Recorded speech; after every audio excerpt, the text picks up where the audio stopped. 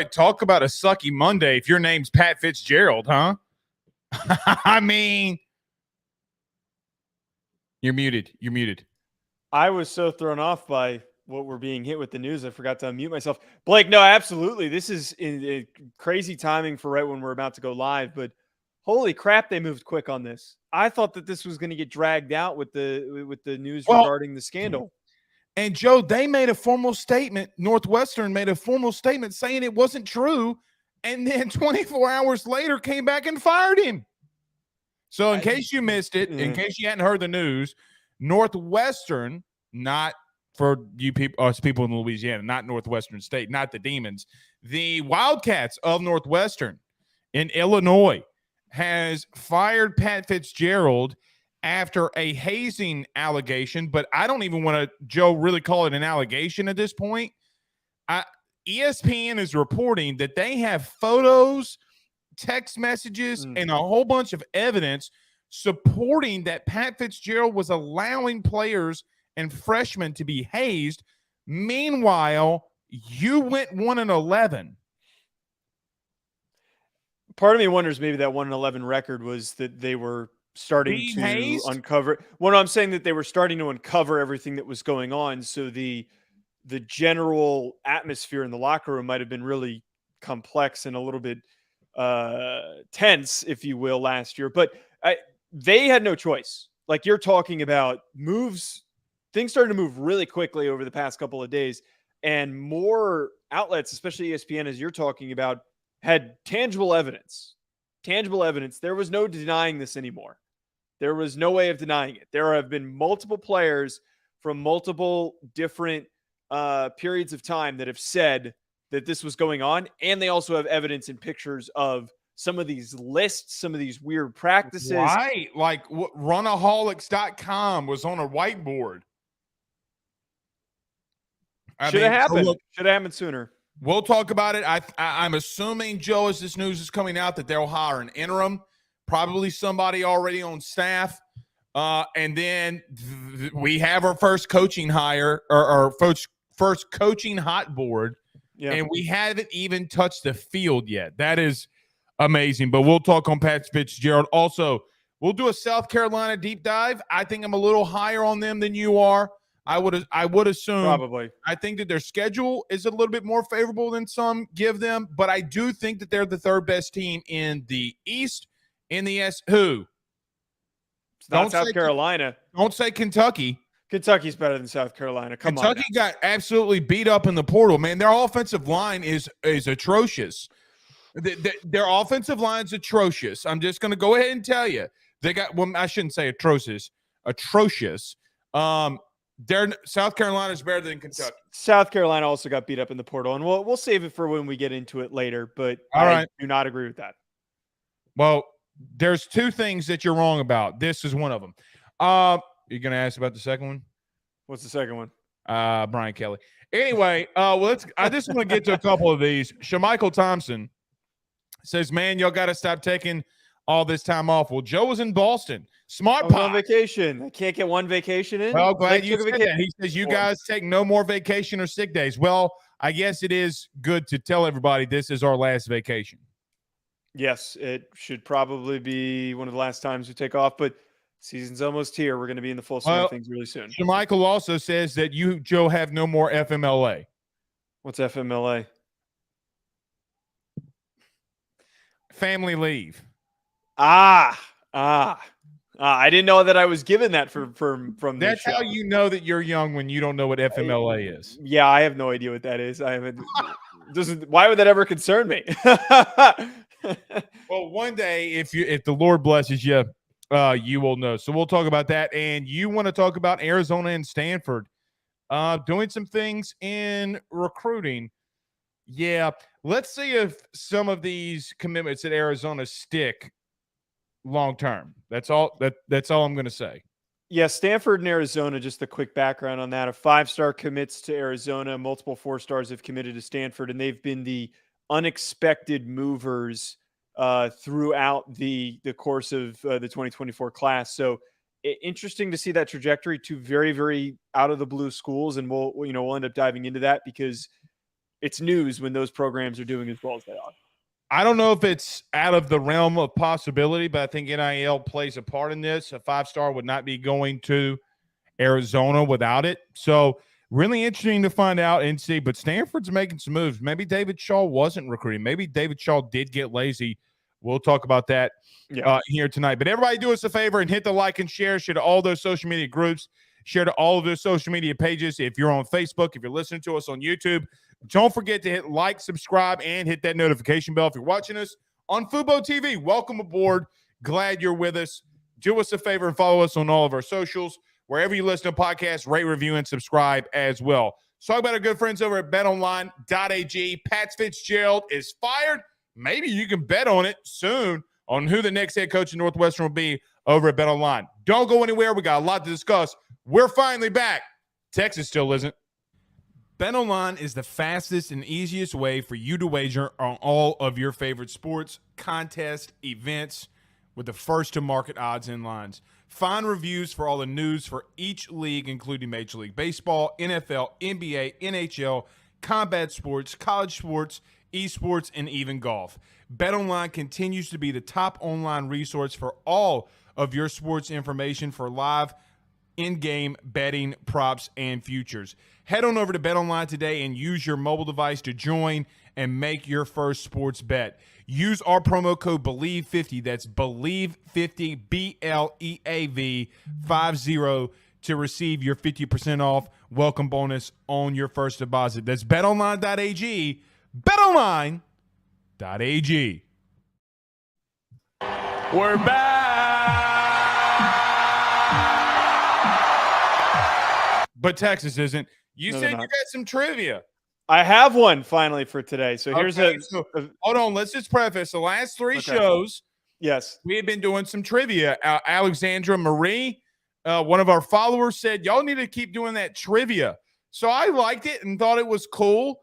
And it's been a really big hit. So hit me with it. What's your college football trivia for me? I only have one for today. And then you're back up for the next show. Which quarterback in the history of college football has the most number of passes attempted in a single game? I can give you the number if it helps. Hold on.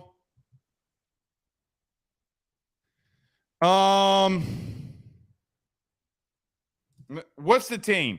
No, hold on. Yeah, I don't really give it away. I'll tell you the number of attempts. 83. Oh, that feels like I remember something with Mike Leach. It's a very recognizable name, but it's not a Mike Leach quarterback. And it's also not Colt Brennan, which somebody just guessed. Was it Drew Brees? It's Drew Brees. Purdue. Yes, 1998. You gave it away. You said it was recognizable. And then I instantly thought in my head, I was like, my man's going to give me something. So that's crazy. What game was that he threw 83 in? Wait, let me look it up. I feel like I do feel like I remember there was like a Big Ten game where he threw for like 4 touchdowns and a half and threw for like 400 yards and a half. Like it was against Wisconsin. He had 55 completions for 494 yards and 2 touchdowns on October 10th against Wisconsin. That is just the silliest passing stat of all time. Well, no wonder his careers in New Orleans faded out the way that they did, because he's throwing 83 passes, in a game. That's like 150 pitches. I would feel like that's equivalent to that. No, that's more than that, because he's taking hits. He's throwing all week. True. Anyway. Colt would have been a great guess. Graham Harrell probably would have been a great guess. But when I said Mike Leach and you said no, I'm thinking of who threw the ball a lot. I'm glad. Unexpected because you'd think it would be an air raid guy, but it's not. Well, they did run the air raid. They did a lot of the principles. A lot of the principles that the Saints ran in the West Coast stuff, Drew talked about this. Yeah. Was what he ran at Purdue. Like a lot of the stick routes. I mean, a lot of the stuff out of the backfield is a lot of things that you would think an air raid team would do, but it was in a West Coast type of thing, which really the West Coast offense and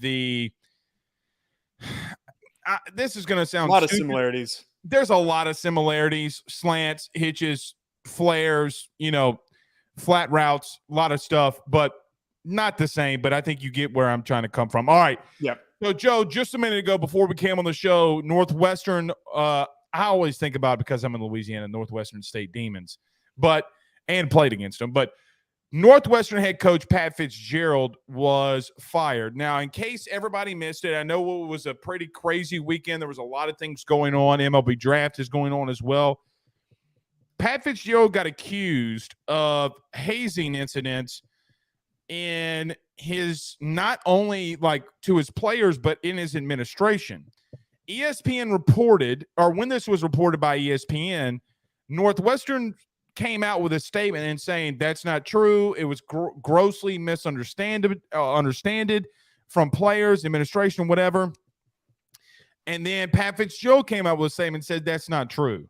Well, then this morning, Adam Rittenberg from ESPN comes out and says, basically, and he tweeted this. He goes, "Hey, dog, not only do I have pictures, I got text messages, I have video, I have all of it. You did it. Like, your players are coming forward. You did it." You can go read the story on all the specific details, but my Jesus, man, like, you are a 1-11 football team, and of all places, like, if somebody came out to me today and said this was going on at the University of Alabama, I would not blink an eye. If this was happening at Michigan with Harbaugh, old school ball, I wouldn't blink an eye. Northwestern? And secondly, and to end this point here, like, why? Like, this is 2023, right? Like, we have seen how these hazing incidents go. Why? Well, so first of all, the funniest part about this is, as you're talking about, this is supposed to be an intellectual university. This is supposed to be an academically prestigious institution. And they're the biggest group of idiots in covering it up. And then also the acts that they were doing are just weird shit that they were doing. And we don't need to go into all that side of things. I just can never wrap my head around, both of us being former players at the Division I level, playing at the FCS level. We know what it's like being in a locker room. And I just can never understand how stuff like this comes up and it's maintained and it's something that sticks around for as long as it did at Northwestern. Who wants to do this? Who thinks that this is team building? How does this help a team win? And on top of that, how do you as a head coach allow this to go on? How do you not recognize that this is going on and immediately put your foot down? Kick those kids off the team. Well, not only that, Joe, how as an administration do you write it on a whiteboard? Joe, they have their hazing incidents on a whiteboard. I feel like I'm in the Kappa Sig house or what, Delta Phi Delta. Well, I don't know the fraternities. All I know is Kappa Sig. Yeah. How does that even happen, man? Like, I don't understand how you as an administration can have that written on a whiteboard. Secondly, from a player's perspective, how do you allow that to happen? Like, is there not an offensive lineman on that team? Like, who was the kid from Northwestern that just got drafted? Peter Skoronsky. Peter Skoronsky. You mean to tell me that man's just going to allow this to happen? I will say this. It's tricky that if you're a guy on the team and you're not comfortable with it, that mob mentality can scare the crap out of you from speaking up. And luckily, Joe, there were guys that did speak up and gone anywhere in the country. Everybody would have given him massive amounts of NIL money. You know that. That's an excuse. We saw the kid that went to Notre Dame. Who's the safety that went to Notre Dame? Brandon Joseph. He transferred to Notre Dame. Brandon Joseph literally did it. And he came out, Joe. Brandon Joseph came out and talked about, like, I just didn't like where things were going. And he hit the portal. Like, is this what Joseph was talking about? Like, it might have been. It really might have been. It might have been that Pat Fitzgerald was letting kids being hazed. Him to make those comments too after he left when they had that really good 2020 season, I think, during which is even weirder, but I don't know if we're ever going to discover what players were active in doing this, but I think that inevitably Pat Fitzgerald, in a way, is the you're gonna find out, buddy. If you think Pat Fitzgerald is the first person the end of it, yeah, that's a good point. It's not going to be the end of it. You don't think that the university is not going to try and do everything that they can to just pin it all on him and then try to not let any other information come out? They're not going to have a choice. Let me tell you what's about to happen. This is my opinion or assumption about what's going to happen. Mm-hmm. Adam Rittenberg already told you he's got the emails. Not the emails. He's got the receipts. He's got the receipts. If you think, and not being political, mm-hmm. but historically, a left-leaning organization like ESPN is not going to make this the most Penn State-esque Jerry Sandusky type of coverage, you are crazy. Yeah. They are going to run this into the ground. Do you hear me? They're going to talk about this on College Game Day every week. They're going to talk about who's the hot board. And then they're going to come back and say, after they tear down Northwestern, we saw it with Penn State. They're going to try to build them back up. That's exactly how ESPN rolls. And I hate to say that. I think that everybody that's listening to this, everybody that will listen to this, Joe, they know that that's the truth. I don't know what's playing on ESPN. I see it right now in the studio. Joe, the last 4 things I've seen on here has been Pat Fitzgerald. They got Pete Thamel going on there next, apparently, to talk about it. They are going to run this into the ground because that's how they roll, man. One other aspect of this that I want to bring up, and we're talking about how messed up it is that Pat Fitzgerald allowed this to go on, and then on top of that, encouraged it and seemed to have been in some level facilitating these actions. But the thing that pisses me off the most is the handling of it by Northwestern's administration, athletic department. No doubt. The fact that there, as you're talking about, the deniability, then only the 2-week suspension. If an allegation like this comes out at any level, even if it's not true, there has to be an indefinite suspension until he is proven not guilty.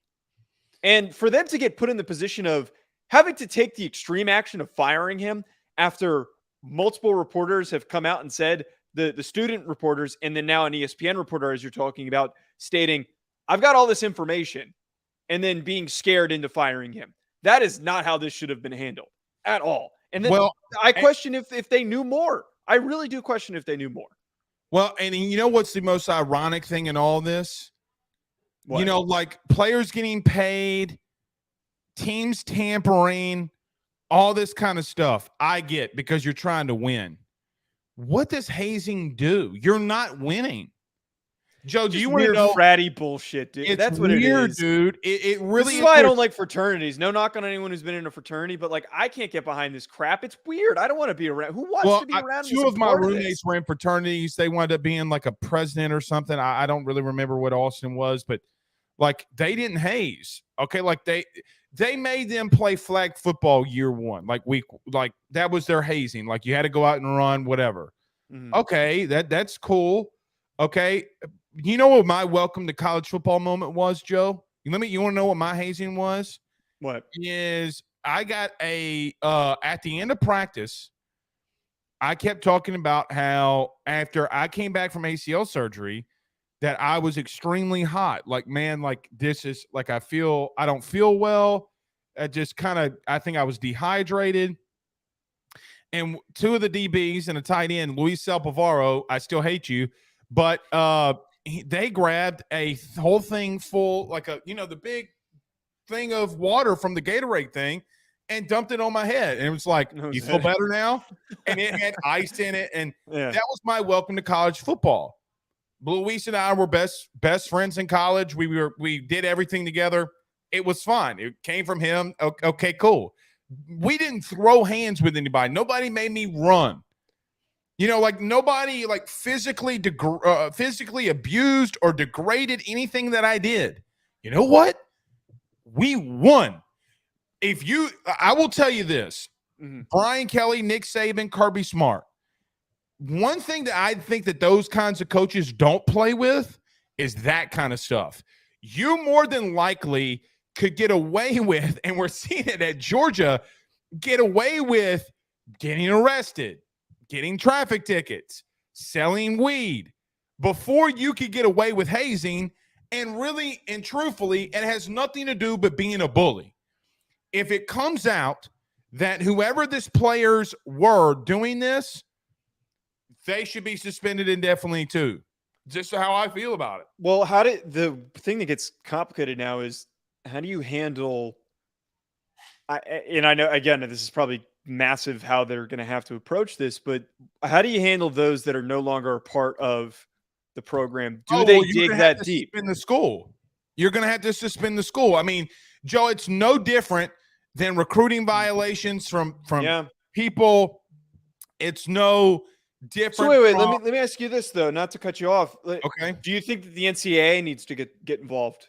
Oh, if they're not already we shit on them all the time about how they mishandle things. Like you probably agree with me that they need to do something immediately. Well, here's what I think that they should do. We need to find out all the details. Okay. Mm-hmm. Joe, if they were making them run until they puked. Yeah. Well, I mean, yeah, give them some scholarship reductions, but I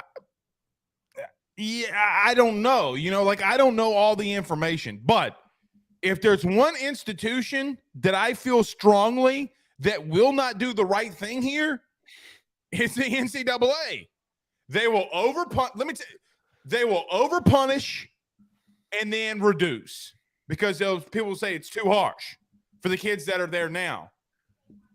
I think, to that point, I think that Charlie Baker, the new president, has now been placed in what the hell are you going to do, Charlie, type of a situation. And I would argue that he is probably going to take the extreme, because he needs to set a precedent. He needs to set a precedent that if something like this comes out, that it was going on for a long period of time, and we maybe discover that the administration was also aware of it, he needs to set a precedent. And if what was done to Penn State, which is a completely different issue, completely different situation, I think it needs to be treated at least close to as seriously for what was being dealt with. And there's only, as you're talking about here, there's only going to be more information that comes out from this, because this morning there was also information that was come out that some of the assistant coaches were making racist comments towards players, and that hasn't been as deeply investigated. So that's a little bit more alleged. But with all this culture that's going on at this program, it seems like it's a very toxic situation that needs to be aggressively handled and dealt with by the NCAA, and he's probably going to try and set that precedent. Let me just add one little, you know how I am, one little caveat. Okay. Yes. Due process does have to play out. Yes. Okay. Due process will need to, but one thing I did find interesting was that the players on the team wrote a letter to the administration saying that Pat Fitzgerald did not have anything to do with it. So, two thoughts on that. Number one, it does not matter that he did or did not know. It's like the same thing when, Joe, you and I talked a while back about your boy that went to New England. Now he's Bill O'Brien. Like we had talked about people, Alabama fans, had some of them were in our chat accusing him of not recruiting at a high level at wide receiver. That still falls under Saban. Everything falls under the head coach. Wins and losses, big wins, dramatic wins, bad losses, dramatic losses, recruiting, academics, all of it falls under the head coach. You are getting paid a crap load of money to be a head coach of an institution. But number two, and the biggest thing, I don't believe for a second that he did not know. Coach Joe, a head coach knows damn near everything that goes on inside that program. Unless you're senile, you know exactly that's happening. Unless you're Lou Holtz. All right. Lou Holtz does not know everything. Don't drag Lou Holtz into this. Don't drag Lou Holtz into this. Lou Holtz. Don't act like Lou Holtz didn't produce 2 quality programs in the SEC. Don't disrespect him like that. Who was number 1? Arkansas and South Carolina. Arkansas sucked when he was there. They were highly ranked. We're not diving down this. The only reason Lou Holtz is worth a damn is because of guys like Terry Rice and Jerome Bettis. We're not okay. To the By point the way, though, Jerome Bettis was 260-pound running back dog at Notre Dame. How crazy! It is so fun to watch. He's so fun to watch. Anyway, I don't mean to take us down a rabbit hole. Okay, Lou Holtz. I also want to bring this up though, that you're talking about this letter. How stupid can you be to pen this letter and write this statement to the university and whatnot to absolve Pat Fitzgerald of any wrongdoing? You're telling on yourself as being one of the people involved. Because if there's all this evidence, why would you go out of your way to connect yourself to this? That has to be the stupidest part about this whole thing. In the article I was reading, that players went out of their way to connect themselves to it by trying to stick up for their coach. You know what? One thing we hadn't talked about as we kind of wrap this up with Pat Fitzgerald. Yeah. Early coaching candidates. I was trying to think about that, but like who? I got one man for the job. Say something crazy. Ed Orgeron. Oh, crap. What? We need Coach O back in college football. What? He's not going to fit it at Northwestern. Pat Fitzgerald didn't fit at Northwestern. He coached it, or he played at Northwestern. I don't know. No, he allowed hazing at an academic institution. Okay. Yes. Okay. Yes. Yeah. Ed Orgeron. Ed Orgeron is a way better head coach than Pat Fitzgerald. Way better. But I feel like Ed Orgeron fits at the places that he's been because he's a big time motivator of guys that, need motivation. I feel like Northwestern's like Stanford, where, some guys are just there for school. And I don't know if that works with Ed Orgeron. That's just me. He played at Northwestern, by the way. Northwestern State. There's a big difference. You know what, Ed? You know what is going to happen when they tell Ed that Northwestern head coaching job is open? He's going to think it's Northwestern the one State. In Natchitoches? The one in Louisiana? Is that the one that opened? Higher O. I'm trying to think who might else make sense. Yeah. I'm going to give you a wild one. You ready? Yeah. Jim Leonhard. I like Jim Leonhard as an option. I'm trying to think of like somebody who's been a coordinator at an academic school. Mike Greenberg. Like he's a Northwestern alum. The radio guy. The radio.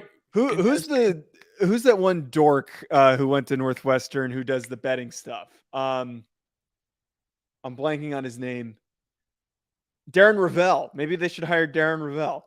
By the way, have you seen Darren? First off, I've had one conversation in my life with Darren Ravel. It did not go pleasant. Number two, have you seen Darren Ravel run a 40? He might be one of the most unathletic people on this planet. Did you see his commentary on it over the weekend? The whole situation? That's what I was about to get to. He defended bro, think about this from Darren Ravel. He was defending Pat Fitzgerald. Meanwhile, he called Nick Saban the incarnate of Satan for letting his players play during COVID. One of the biggest, I can't even get the words out. He's a loser. Stinks. That is just horrible. Horrible the things that he said. Let me tell you what the kind of guy Darren Ravel is, because he's kind of chubby. He's the kind of guy that gets his hand in after a hot day, swipes it underneath his belly fat, and sniffs it. But I was completely stunned by the fact that he defended. But let the thing play out. I get that you went to school there and you support the program, but like let the thing play out before you connect yourself to this. Just like the players, same deal. All right, you ready to move into this South Carolina deep dive? Yeah, let's do it. All right, I do want to get to a couple comments though before we get rolling. Chris H says Northwestern should be so lucky to hire Coach O. I do agree. Daniel says hire Jim Leonhard. He also says, what about Bo Pelini? I don't mind. I think Bo Pelini would be a good one because he's a Midwest guy. I feel like a coordinator, Al Golden might be somebody who makes sense, who's the defensive coordinator at Notre Dame. Like someone like that to me would fit in a job like this, and he was previously at Miami. You know who? You know how I knew that Al Golden was never going to work in Miami? Why? My man wore a shirt and tie on the sideline. Hey man, he's ready to go, man. Don't he looked like he was walking into to substitute teach. It wasn't even like a good fit that he had going on. You ever see the picture I just texted you? I just got that pic. Look at Darren Rovell, dude. Look at my man's belly's hanging out. And then David Mobley says, you think he stops at his belly? This guy's swamp is a swamp ass sniffer. I agree with that, dude. Anyway, you didn't say this. Bosch's CFP show says bro said Edo is way better than Edo. I don't. Bro said, "Oh, no, did I accidentally say Edo is very much better than Pat Fitzgerald?" Maybe I misspoke. I'm a dumbass sometimes. I misspeak sometimes. Rack of Tits 69. Good to see Rack. Wait, so Rack of Tits comments on everything that I tweet, and he listens to my other show. Okay. My co-host had to block him Pamela recently. Anderson? It is Pamela Anderson. Okay. He posts pictures of random hot women in their 40s and 50s, and then tags me and asks my thoughts on them. So I appreciate Rack of Tits. Okay, great listener. Welcome to Ruffino and Joe show, Rack of Tits. He says, I was in a fraternity. We never did that. I think that's the best name for a guy that's been in a fraternity for a YouTube page that I've ever seen. Rack of Tits. Great picture, too. Great picture. All right. Let's get this deep dive. But let's reset. Let's talk about our good friends over at BetOnline. Yep. South Carolina. I don't think we'll agree here, even though we just agreed on Pat Fitzgerald. We talked to South Carolina Gamecocks. Little school. We talk about it now. BetOnline is the fastest and easiest way for you to wager on all of your favorite sports, contests, events with the first-to-market odds and lines. Find reviews for all the news for each league, including Major League Baseball, NFL, NBA, NHL, combat sports, college sports, esports, and even golf. BetOnline continues to be the top online resource for all of your sports information for live in-game betting, props, and futures. Head on over to BetOnline today and use your mobile device to join and make your first sports bet. Use our promo code BELIEVE50, that's BELIEVE50, BLEAV 50, to receive your 50% off welcome bonus on your first deposit. That's betonline.ag, betonline.ag.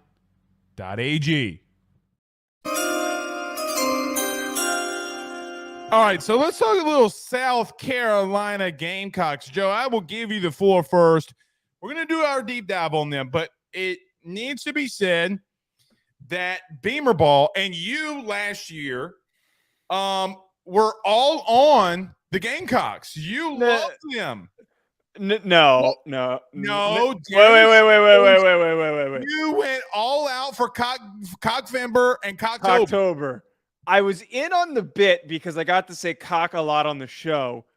I was not in on South Carolina because their fans got really pissy at me because I crapped on their coach for being a cornball. Look, here's my thing, Blake. I think Beamer has been one of the more overhyped coaches in the SEC over the past couple of years. He has been propped up and pushed up way too much. He's a fine coach. He's a very average coach. I don't think he gets South Carolina to a point where they're dominant, where they're competing for the top of the SEC. I certainly don't think they're at the point where they're the third best in their division. I don't think they're anywhere near that point. I think my biggest issue and my proof of concern for South Carolina and for Beamer this upcoming season is the amount of guys that they lost in the portal. So many of their top important players left via the portal. Right. Marshawn Lloyd was a budding star at running back. He's at USC. He's going to have a very good year this upcoming year. Them also losing Jordan Birch is very concerning. And there's a long laundry list of guys that they're going to lose. Man, Jordan Birch. Look, let me just tell a quick story about Jordan Birch. He walked in the Beamer's office and said, I'm thinking about transferring, and he told him to hit the door. He's kind of very much underperformed, just to be real with you. But anyway, if you're South Carolina, you can't be discouraging talented football players from sticking around. You need to keep. If you're a recruit, you can't walk into, if you're a player, you can't walk into a head coach's office demanding NIL money and then saying you're going to leave, and then he calls your bluff and you don't get anything. I just think that the leverage is all there for the players these days. I agree, but continue on some of the pieces that they have leaving. They also lost 3 of their best players through the draft. Speaking of Zach Pickens, who was a former 5-star recruit, right. They lost Darius Rush and Cam Smith, who are all going to have very talented and eye-popping NFL careers. I think they can be very, very quality players on multiple rosters. Replacing an OC. Here's my biggest problem, Blake. I don't trust Spencer Rattler. I don't. The guy has a couple good games a year, and then he'll shit the bed the rest of the season. And all we do, because he was a big name recruit and he was on the QB1 show and his name has been everywhere, we give him credit when he has the highlight plays and the good box scores. But when he has mistakes, we kind of just ignore it. We don't really acknowledge it. We don't dive into it. The guy's not a good quarterback. He's very hot and cold. Nothing's going to change this upcoming season. He has been one of the most overhyped players in the SEC, and I'm tired of talking about him. This team is not better than 6 wins at the maximum. They're not better than Texas A&M. They're not better than Kentucky. And I am concerned that they can probably not even beat Florida. Well, first off, calm down on the Florida. First off, calm down. Okay. By the way, can you name these 2 quarterbacks? Name these 2 quarterbacks. Quick side note. Mm-hmm. Which quarterback had 2,500 passing yards, 19 touchdowns, 10 interceptions? Which quarterback had 17 passing touchdowns and 10 interceptions with 2,300 yards passing last year? The 2,500 yards is probably Spencer Rattler, and is the other one Jaden Daniels? Graham Mertz had 2,500, 19 touchdowns, 10 interceptions. Peyton Thorne was the one with 17 touchdowns. So a lot of people poo-pooing on Graham Mertz, but just throwing that out there. Maybe he's not as bad as some people think that he is. Let me see now I got you on that one. Here's my thing this was my thought the whole time that you were saying about South Carolina, everything you were saying. Mm-hmm. What are you expecting from them? 6 wins. Okay, let me back up. What is the real, not yours maybe, but what is the real expectation for South Carolina this year? Because if it's 8 wins, Joe, they're going to get there. It's not it. I think the realistic number, not my projection, 7 wins is a realistic number for them. Well, that's what their plus minus is in Vegas, is around that 7 number. I think they get over it. You got to remember something now. I agree with you on a lot of the departures. I cannot defend that. They had a lot. Joe, they got a lot of returning defensive pieces, though. A lot of guys that had action. A lot of guys that had impact. I know that Clemson's going to be different. I think that's an instant loss. I also think that A&M is an instant loss. I also think Tennessee is going to be out for revenge. I also think Georgia's an instant loss. I think that maybe in a swing game with A&M, I just think that they're an 8-win team. I think that they're better physically and better coached than Kentucky. I think they have more talent and better coached than Mississippi State. I think they have more talent and better coaching than Florida. You're going to have to convince me that they're not the 3rd best team, though, in the East, because Kentucky's not selling anything for me right now. They're not. Kentucky's not that good up front. They got a lot of the 5-star guys that they recruited are gone. Will Levis isn't there anymore. And I know you got Leary, but look, man, they're going to be the same old, same old. The thing that concerns me is how do they progress on offense? They got a new OC, but I just think that they have a lot of weapons. Joe, they have, I'm just counting out loud, but 1, 2, 3, 4, 5, 6, 7. 7 guys, Joe, are returning on this defense that are juniors and seniors, majority of them seniors, and you know how I feel about experience returning. They got a new tight end in Trey Knox, okay? They got Sidney Fugger, which is my favorite offensive line name, probably in college football because I get to say Fugger, okay? But Spencer Fugger is there. He's going to be pretty decent. I think that he starts at right tackle.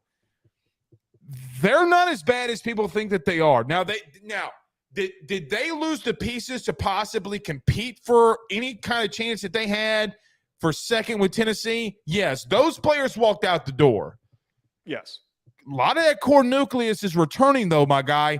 And when you have a core nucleus returning, I will add this, that I do like Antoine Wells, former JMU receiver, transferred into the program. He's a dude, man. Really good receiver. He actually, with a scarcity of talent at the wide receiver position returning in the SEC this upcoming season, there's a lot of who's the next up. Antoine Wells is one of the biggest names coming back. He is set up to have a good season. But here's another reason why I have some legitimate concern. There are multiple games last year where their offense disappeared. The games that they won, they were explosive. They scored 63 points on Tennessee. Like, that's a massive game. But the games that they lost, their offense didn't even show up.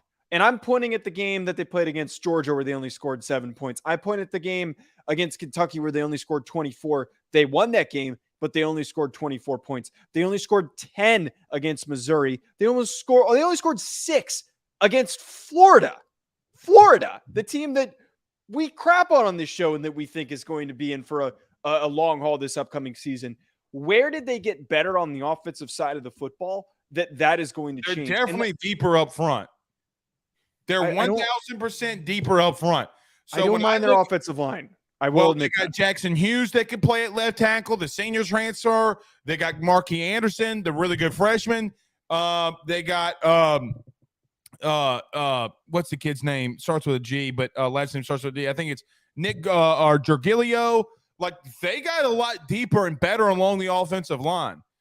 Now, my question would be for them, what's Juju McDowell going to do? You got Mario Anderson coming in. You had the freshman in Braswell, okay?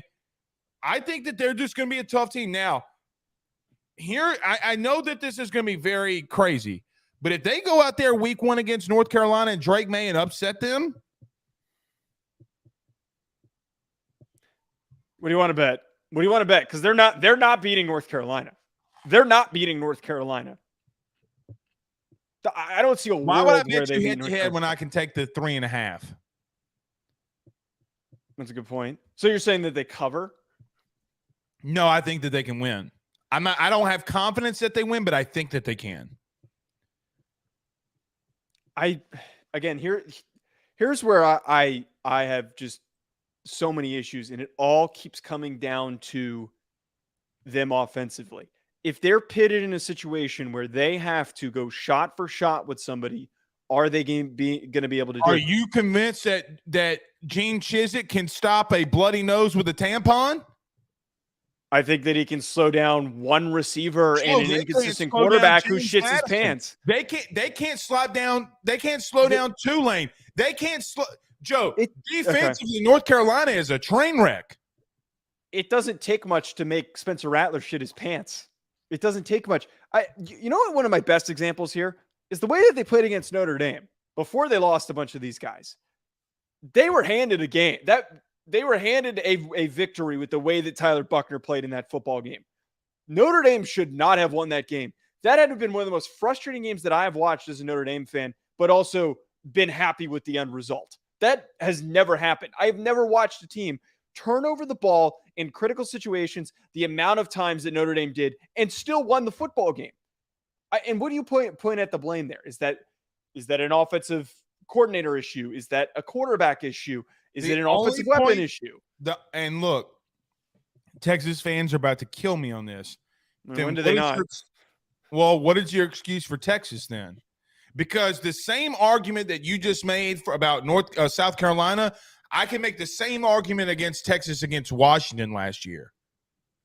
That's a good point. I'm not really that optimistic about Texas. Well, I'm just saying, like, but Texas went and added players in this offseason, and they're also adding players at USC, but Steve Sarkisian still showed up to work drunk. What does that have to do with anything? No, because but Texas got better this offseason. South Carolina did not. I do agree. I will agree this. If there's any team in the SEC that I think could have a really good year or a really crappy one, I do think it's them. Look, Agreed. I'm going to tell you, I know that you don't like Beamer. Like I get it. Joe, we gotta remember where they came from now. We got to remember where they came from. They go from 6 wins to 8 wins to, I mean, yeah, maybe Jaheim Bell leaving, but I think McDowell is a good running back. I think they got weapons. And look, at some point, Spencer Rattler, I mean, I get what you're saying. He did have a good game against Notre Dame. He did have a good game against Tennessee. He did have a good game relatively against Clemson. Joe, can he stay hot? Because if you get that Spencer Rattler, I'm going to tell you right now, they're taking down North Carolina. Like, so now I have, and see, this is the one thing that I do hate about quarterback play from people.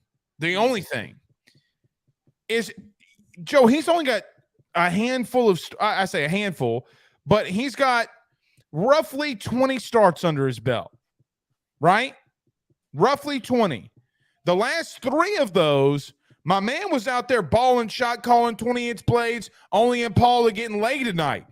At what point do you say maybe that he's turned an edge? Because I got a 3-game sample size. I will concede that. I will concede that if we get that Spencer Rattler, they're going to take down Kentucky. They're going to take down North Carolina. They're going to take down Florida. I do think that they lose to A&M. I can't come out here and say yes. I think A&M, I can't do that. I do think they lose to A&M. I think they lose to Tennessee and Georgia. But, Joe, that makes them a 9-3, 8-4 team. If that Spencer Rattler shows up, 8-9 wins 8-4 is attainable. Absolutely attainable. But that's my problem is that, and we kind of do the same. We've done the same thing a little bit with Joe Milton, where we've talked about like, wow, like if we get all of his talent to show up on the field, the ceiling is so high for this team. Are you 1,000% convinced that they're the second best team in the East? Are you that convinced? Who, Tennessee? Yeah. They're better coached. I know that Josh Heupel, and they've got better receivers. I know that Josh Heupel is, and better running backs. I know that and a better offensive line. You gave me everything offense. You didn't say one thing about their defense, not one. Defense, there are going to be some concerns. If you're going to make an argument about that game, I can make the argument that Tennessee got shut out at times against South Carolina. Tennessee looked really good in their last game against Clemson. South Carolina did not look good in their last game against Notre Dame. No, but they against a quarterback who can't throw a watermelon. No, but they did beat Clemson. My point here, bowl games, are we waiting? Like, how much are we waiting in that bowl game? I think the bowl game is important to weigh because that's the last sample size that we have, and we got Joe Milton played in that game for Clemson, and again, you can't beat a team that was more offensively equipped. You can't beat that team that turns the ball over 3+ times. That's problematic. That's concerning. That's where I can't buy in because I don't know which Spencer Rattler didn't play that great in that game. He played very average. The same Spencer Rattler that showed up every other week during the season. Had been. Yes and no. But he took a step backward though. Separate when he didn't fumble he did not fumble the football on the 10-yard line for Notre Dame to get it back and lose the game. He threw a pick though, and he only threw for 240 and change-ish. Yeah. Like that's not the Spencer Rattler that Spencer Rattler can't show up against Kentucky, against Texas A&M. I'm so far out in Kentucky. I'm so far out right now. I can't wait to do that deep dive. Yeah, I'm out. If you can't win with Will Levis, I don't think they can win. I don't want to dive down the Kentucky because that's actually that's a really interesting talking point that I really want to go down that rabbit hole. Because I'm just going to tell you right now, if you think they can win, if they can't win with Will Levis, what gives me the confidence that they're going to do it with Leary? By the way, Leary couldn't do it at NC State. He got banged up right when he was kind of Will Levis didn't. He came over to the sidelines with his throwing hand and his middle finger was pointed this way. Like if this was attached, my dude had 2 broken fingers, and everybody's like, how does he still throw the ball the way that he does? And y'all poo-pooed on the man. I want to table this for when we do the Kentucky deep dive. Let's do that on Wednesday, because I want to bring up the point that sometimes when you have a quarterback of his talent that can't really play up to the level and is trying too hard at times, it could be a detriment compared to having a more average quarterback. I think Leary's more average. Well, the last thing I'm going to say, and I kind of hinted around this the whole time in that bowl game, they lost a lot of players before they could add some. Yes. So they had guys that were out and could not replenish it with nothing but freshmen and inexperienced dudes. You talked about this in my last point. Like, Eddie Lewis is kind of a big deal. Like, the transfer slot wide receiver is kind of a big deal for them. We'll see. All right. Very quickly, you want to talk on this Stanford, Arizona thing? Yeah, let's get to it before we wrap. All right. Have at it.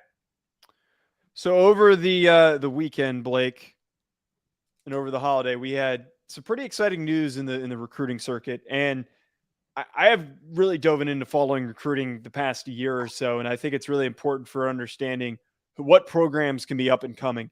Arizona did something that was very unthinkable. They pulled a 5-star Elijah Rushing, who is the number 8 prospect on 247's board right now. He lives 5 miles from Arizona. He is committed as of right now. He's got a brother that's on the team. Jed Fish pulls off a pretty big, hauls in a pretty big fish here for Arizona. Now, on the flip side of things, another Pac-12 team has been making some moves and some massive waves compared to just one player. That being Stanford. New head coach Troy Taylor, who came from Sac State, put up some massively productive offenses in his time at Sacramento State. He shows up. He goes and gets 4 4-star recruits for the 2024 cycle. And I think the more notable players that he adds is getting Emmett Mosley, the wide receiver, but especially a modern-day quarterback, Elijah Brown.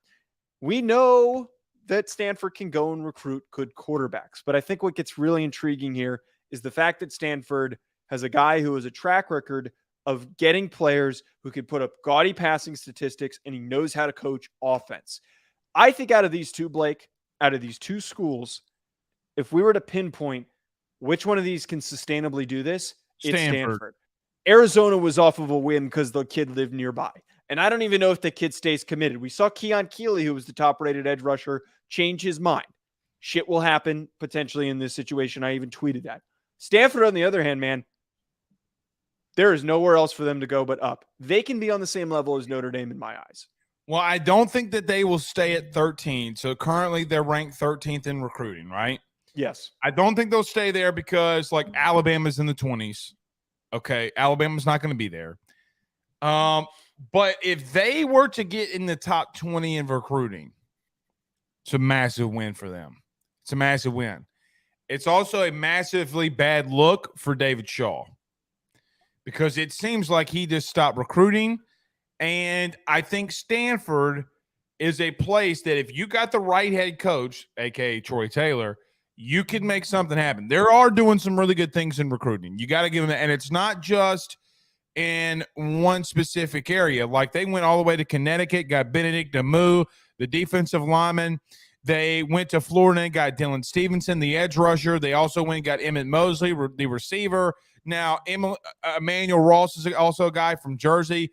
None of these kids are committed, but, Chris Davis is a guy that I think about, a little running back from Picayune, Mississippi that I like a lot. Can he hold on to those? I think maybe he will, but I agree with you. I think he's done a pretty good job so far. Yeah, to have early success is really important for taking that next step as a coach. And one of the things that was brought up in the NIL era and in the transfer portal era, everyone has talked about how Stanford can now never succeed. They can never be productive. They can never, be a dominant team in the Pac-12 again. And I think that Troy Taylor is already showing there shouldn't be concerns about recruiting. There is a sellable, attainable goal here that they can run the Pac-12, that they can be one of the best teams in the Pac-12, and that they can go in shot for shot with a team like Notre Dame that recruits all of the top academically minded athletes that are out there and available. I think that what is, to your point, though, you brought up the whole David Shaw thing. I think it really is very telling that David Shaw got lazy at the end. I think he did. I watched a good amount of film on their tight end, Benjamin Urasek, and they did not use that kid correctly at all. The guy is one of the best athletes at the tight end position in the country, is going to be one of the most productive tight ends this year in 2023, and they were barely getting him the football. The kid has so much potential. They were running an offense that was built for the 1990s. So I blame David Shaw for that. They could have taken down or did they? I think they had huh? Are you gonna say that they beat Notre Dame? Is that what that? Oh no, I forgot about that. Thank you. But they did do that. But we'll see, man. We'll see. I'm not sold on them yet. I think Troy Taylor's got some work he needs to do. All right, we're back Wednesday. Good to be back with you, Joe Fitzgerald. You Rudy Poo, you freaking Rudy Poo. You shouldn't have let kids get hazed. What an idiot, dumbass. Like, let me tell you this: if my kid got hazed by somebody, I'm gonna punch them in the nose. Your kid or the person hazing? Well, I'm going to hit them with a Wood King Griffey Jr. baseball bat. Hopefully that doesn't happen. I don't know. Ben's already lifting weights. We have him on a very baby Gronk, which, by the way, baby Gronk's dad, invitation still open. You're a loser. We'll see you guys Wednesday. Peace.